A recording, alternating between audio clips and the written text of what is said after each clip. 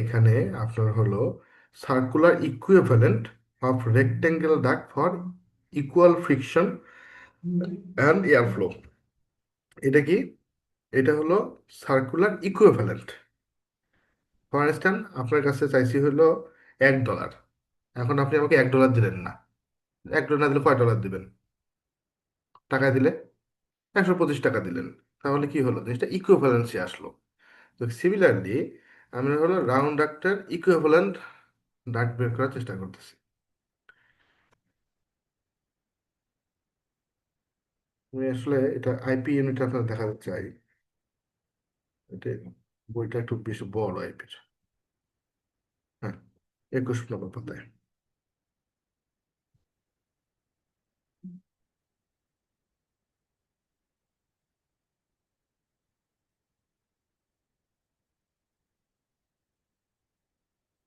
হুম। তাহলে এখানে আসেন, equivalent duct dimension equal fiction method. দেখেন, অ্যাশে বুক অফ ফান্ডামেন্টালের দুইটা বই আপনাদেরকে দেওয়া আছে। এই পার্টিকুলার সিনারিওতে আমার সবসময় সাজেশন থাকবে যে আইপির বইটা একটু ফলো করতে। এটা আমার কাছে মনে হয়েছে মোর কমফোর্টেবল।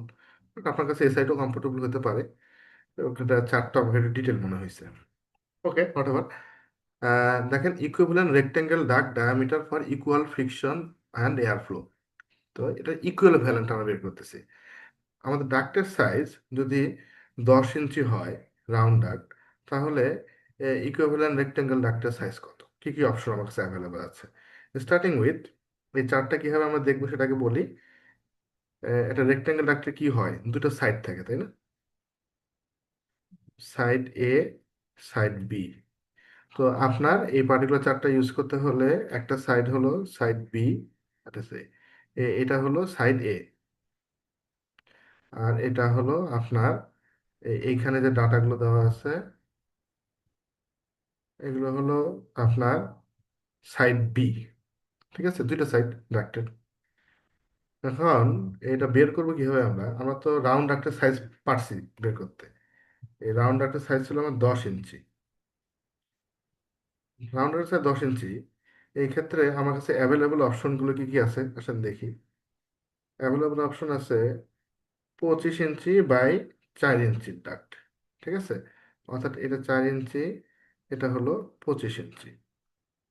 দেন এটা হলো 19 inch by 5 inch, 15 inch by 6 inch, 12 inch by 7 inch, 10 inch by 8 inch, এবং 9 ইঞ্চি বাই 9 ইঞ্চি। এই ভেরিয়েশনগুলো আমার কাছে অ্যাভেলেবল আছে।